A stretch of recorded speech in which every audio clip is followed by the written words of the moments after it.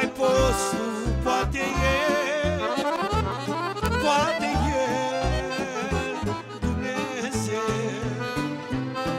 Când crezi că nu mai poți și ești descurajat, putere nu mai ai și ești îngrijorat, ridică-ți ochii sus și roagă-L pe Iisus. Atunci când nu mai poți tu, poate El. Când crezi că nu mai poți și ești descurajat, putere nu mai ai și ești îngrijorat, ridică-ți ochii sus și roagă-L pe Iisus. Atunci când nu mai poți tu, poate El. Când nu mai poți tu, poate El, poate El, poate El. Când nu mai poți tu, poate El, poate El, Dumnezeu. Când nu mai poți tu, poate El, poate El, poate El. Când nu mai poți tu, poate El, poate El, Dumnezeu.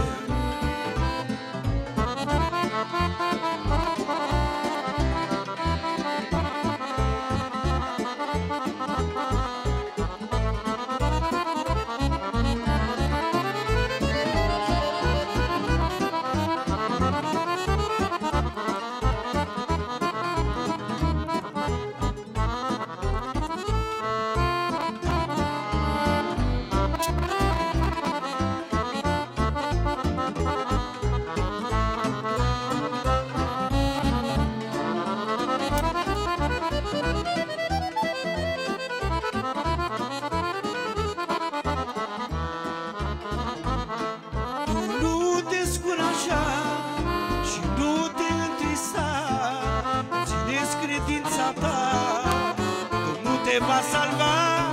Ridică-ți ochii sus și roagă-L pe Iisus.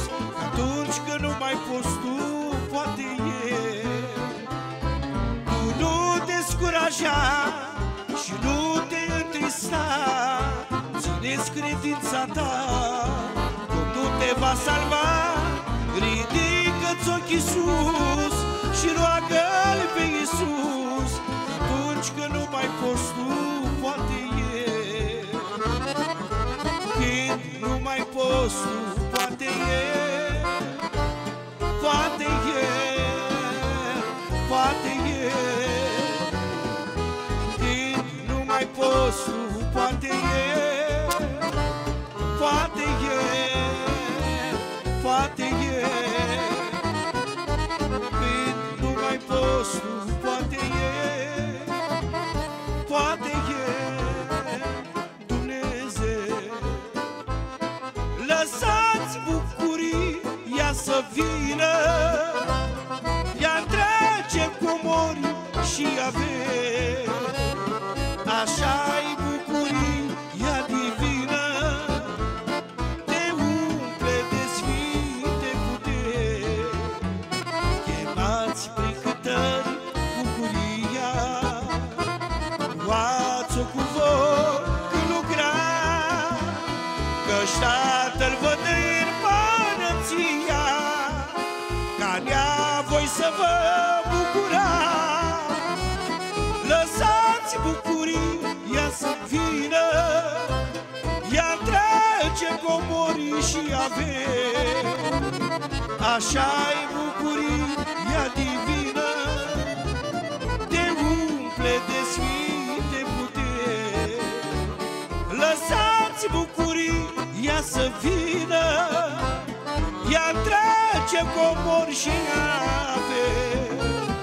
Așa-i bucuria divină, te umple de sfinte puteri.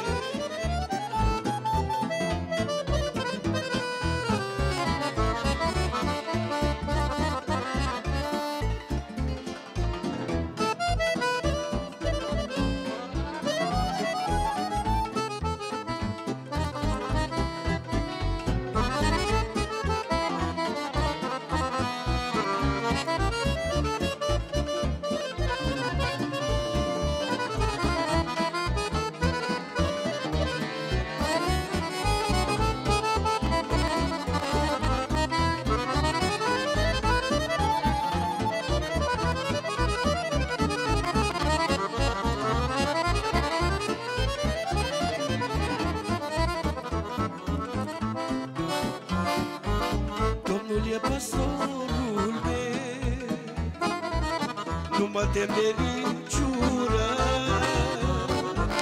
La izvoare sunt condus, minunate al meu Iisus.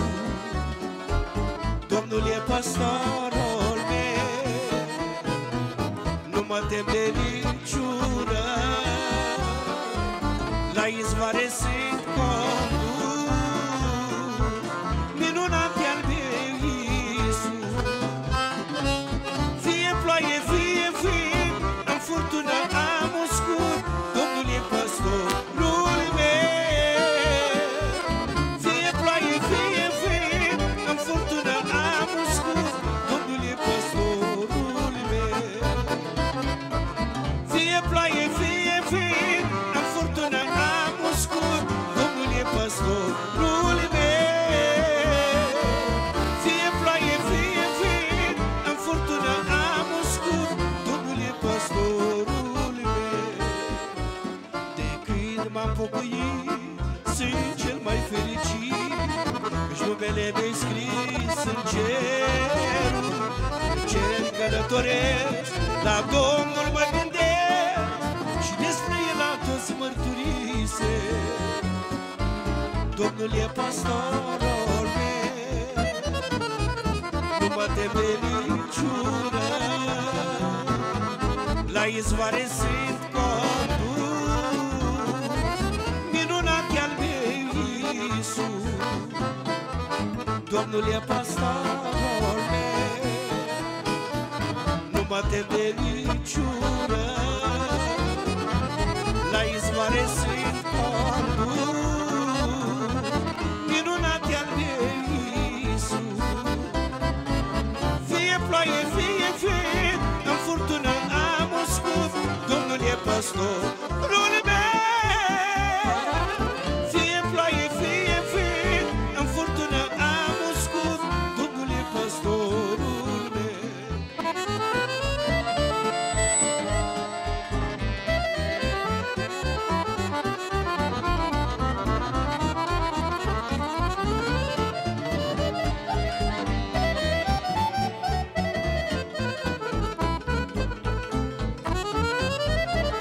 Aleluia!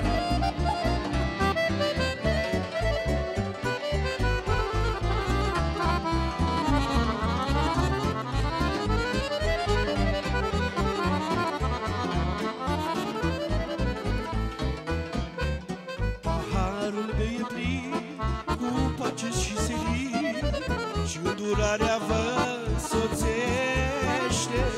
Și eu cât voi trăi, eu mântuit voi fi, casa lui aici și în veșnicii. Domnul e pastorul meu, nu mă tem de niciună. La izvoare sunt condus, minunate al meu Iisus. Domnul e pastorul meu, nu mă tem de niciună. La izvoare sunt condus, minunate al meu Iisus. Fie ploaie, fie vânt, în furtună am un scut, Domnul e păstorul meu. Fie ploaie, fie vânt, în furtună am un scut, Domnul e păstorul meu. Fie ploaie, fie vânt, în furtună am un scut, Domnul e păstorul meu. Fie ploaie, fie vânt, în furtună am un scut, Domnul e păstorul meu. Slavă Domnului Iisus! Amin.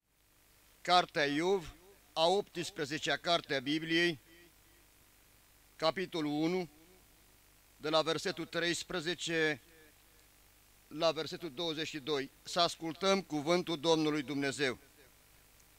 Răbdarea lui Iov. Într-o zi, pe când fiii și fiicele lui Iov mâncau și beau vin în casa fratelui lor, cel întâi născut, a venit la Iov un sol, care a zis: boii arau și măgărițele pășteau lângă ei. și s-au aruncat niște sabeni asupra lor, i-au luat și au trecut pe slujitor prin ascuțișul sabiei. Numai eu am scăpat ca să-ți dau de știre. Pe când vorbea el încă, a venit un altul și a zis: focul lui Dumnezeu a căzut din cer și a aprins oile și pe slujitorii tăi și i-a ars de tot. Numai eu am scăpat ca să-ți dau de știre.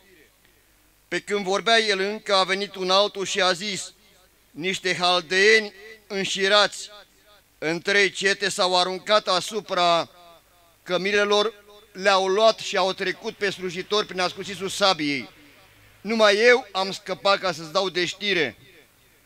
Pe când vorbea el încă, a venit un altul și a zis: fiii tăi și fiicele tale mâncau și beau vin în casa fratelui lor întâi născut, și deodată a venit un vânt mare de dincolo de pustie și a izbit în cele 4 colțuri ale casei.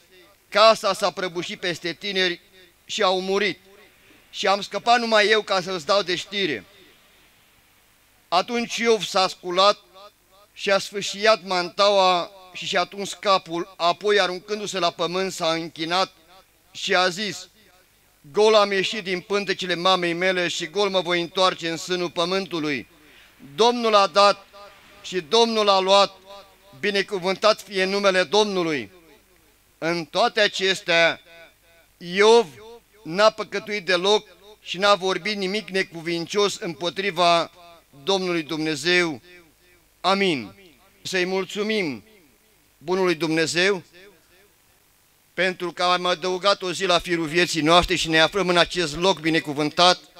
De aceea să venim înaintea celui prea înalt, înaintea Dumnezeului celui viu și adevărat, să chemăm numele Domnului peste Dobreni, peste satul Dobreni, peste poporul din satul Dobreni, ca oamenii din satul Dobreni să cunoască cu adevărat care este învățătura adevărată, să cunoască cu adevărat cuvântul Domnului Dumnezeu.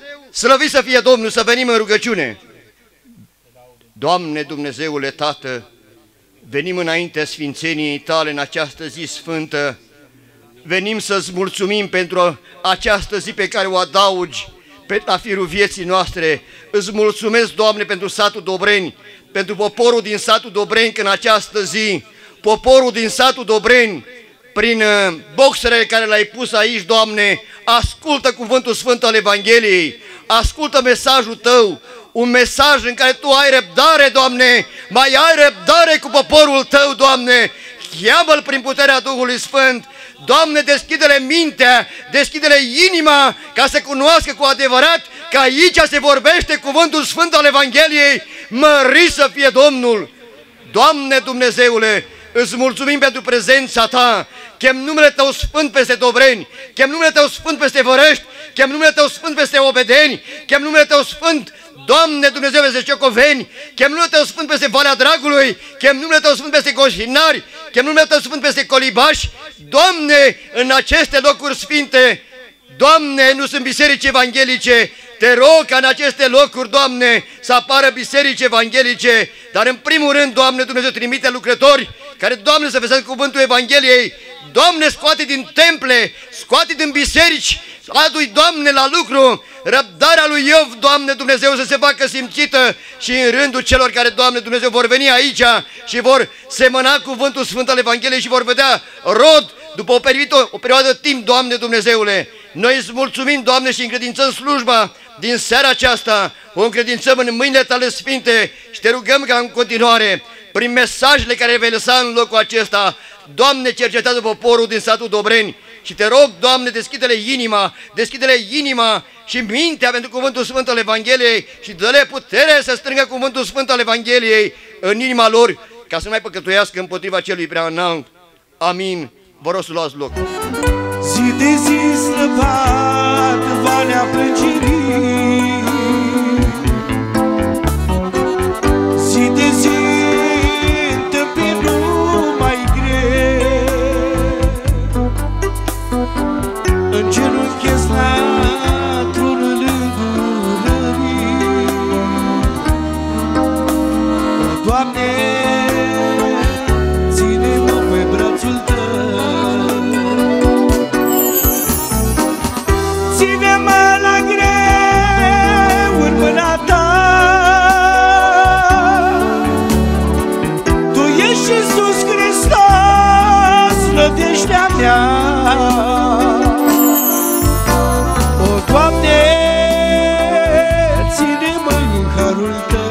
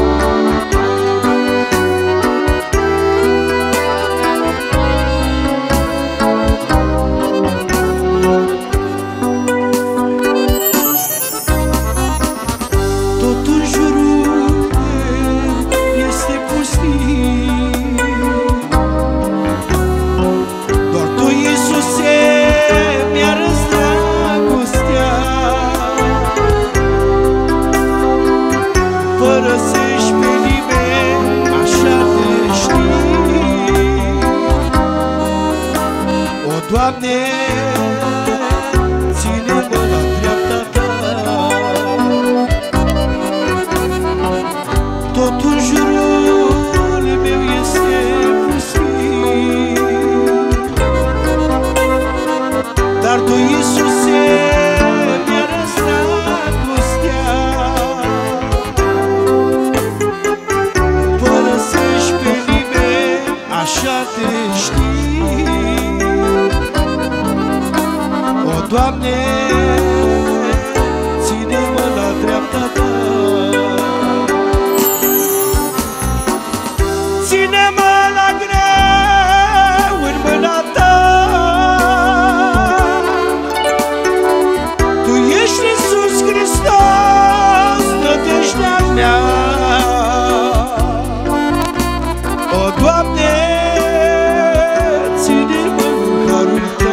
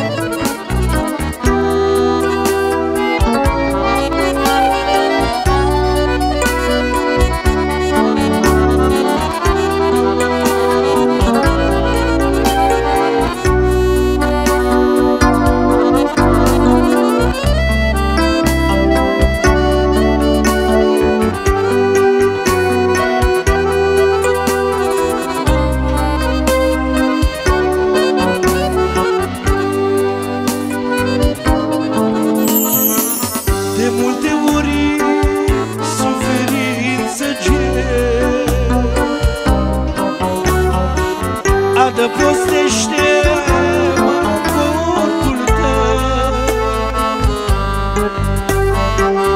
Adeseori simt singur și mă pierd, dar mă încred în Tine, Domnul meu.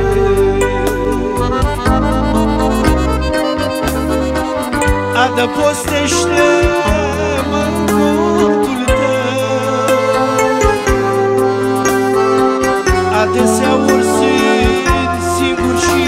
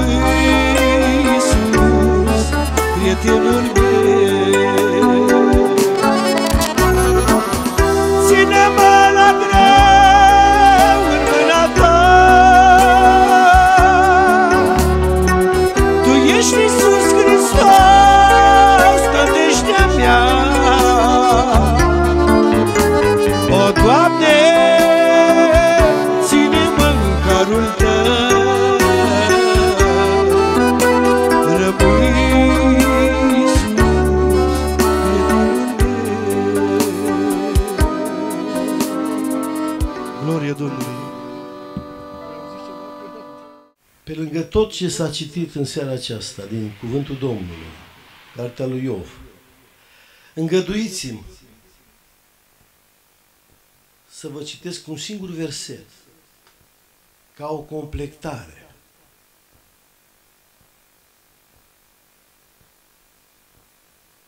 Acest verset se găsește în Faptele Apostolilor, capitolul 2, versetul 37. După ce au auzit aceste cuvinte, ei au rămas străpunși în inimă și au zis lui Petru și celorlalți apostoli: fraților, ce să facem? Amin. Cred că nu e cazul și nu e nevoie să fac din nou o mărturie, o mărturisire, o poveste scurtă, cum Domnul a lucrat prin mine după ceea ce fratele Mișu, fiind un lucrător ofițer în cadrul miliției, și atunci eu eram un om care mi-e rușine de trecutul meu. Făceam parte din lumea interlop, așa cum fratele nostru Uniță mă știe. Am făcut o faptă antisocială pentru că obișnuiam să-mi fac dreptate cu pumnii mei pe străzile capitalei, pe străzile în comunitatea unde locuiam eu, datorită sportului pe care îl practicasem eu și frații mei, boxul. Și fratele Mișu atunci, la vremea aia, era un foarte tenace lucrător de miliție și avea misiunea lui să ocupe de oameni interlopi și majoritate de țigani. El și cu alți ofițeri m-au arestat și mi-a dat o pedeapsă pe care am făcut-o atunci, în anii 80. Dar după 90, Dumnezeu mi s-a descoperit în Germania. Eram fugit din România și mă aștepta o pedeapsă de 9 ani de închisoare. Tot pentru bătăi, scandaluri și alte fără de legi, nelegiuiri. Și acolo departe în Germania, în orașul Ludwigshafen, lângă Offenbach și Frankfurt, într-o noapte am fost îndemnat să mă rog, să chem numele Domnului și am făcut următoarea promisiune: dacă mă vei scăpa, Doamne, de aici și mă vei scăpa de închisoare și mă vei ajuta să ajung acasă la familia mea, în comuna mea, în casa mea, la părinții mei, la rudele mele, la cei dragi și iubiți mie, am să mă pocăiesc. Nu știam multe lucruri ce însemna pocăința și pocăiții, decât că auzisem ceva foarte important. Și vă rog să mă ascultați cu mare atenție. Ce anume auzisem eu despre pocăiți? Că sunt oamenii lui Dumnezeu, că sunt oameni sfinți care îl slujesc pe Dumnezeu. Și mă rog acum aici să ne ajute Dumnezeu la locul acesta.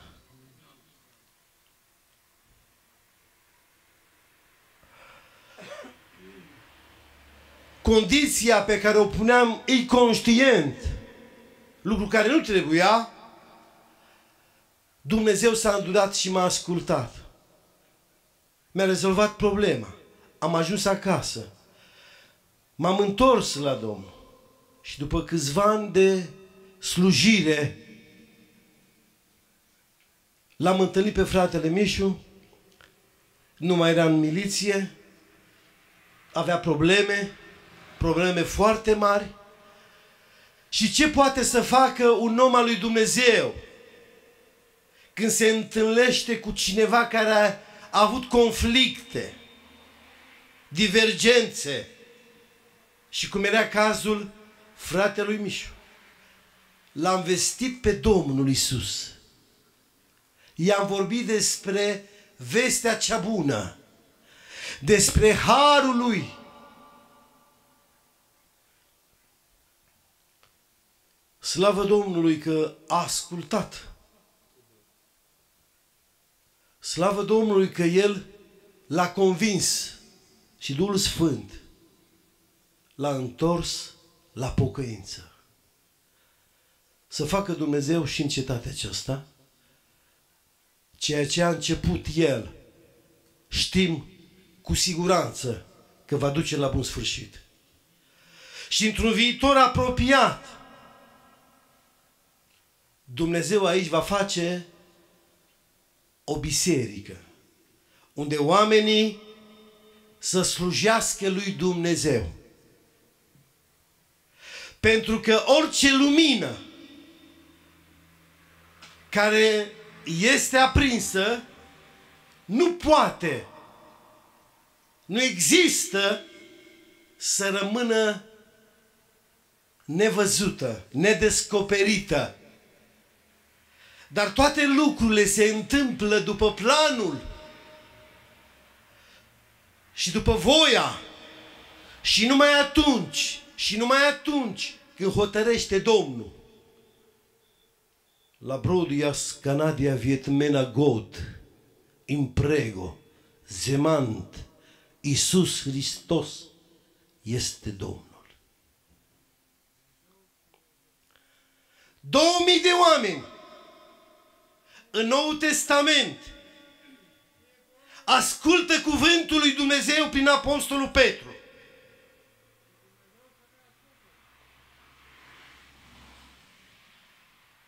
În urma acestui fapt se întâmplă un lucru deosebit de măreț, de înalt, de original, de adevărat. Inima lor rămâne străpunsă. Și în urma acestui fapt se naște o întrebare.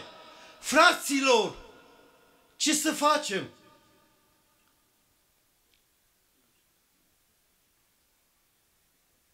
Cine a făcut lucrul acesta? Duhul Sfânt. Trăiască Duhul Sfânt în vecii vecilor. Cine a făcut lucrul acesta? Apostolul Petru. De ce? Avea vorbele cu el, fraților. Era mânat de Duhul Sfânt. Predica prin descoperire, cunoștință, învățătură, prin harul lui Dumnezeu, prin măestrie, prin farmec, prin îndrăzneală și prin putere. Și în urma acestor calități superbe, deosebite, acestui mare dar, mare har, de a propovădui Evanghelia, au rămas străpunși. I-au făcut conștienți că sunt păcătoși. Și au întrebat dacă există o posibilitate pentru ei. Dacă mai există o șansă pentru ei. Voi ce spuneți? A mai existat? Mai există? De 2000 de ani. De 2000 de ani. Evanghelia după Matei, capitolul 11. Veniți la mine, toți cei trudiți și împovărați, și eu voi da odihnă. 2000 de ani strigă, cheamă, cercetează și Dumnezeul nostru atotputernic lucrează pentru slava numelui Său. Podobească-L gloria și slava. Adu-ți aminte când a lucrat în viața ta.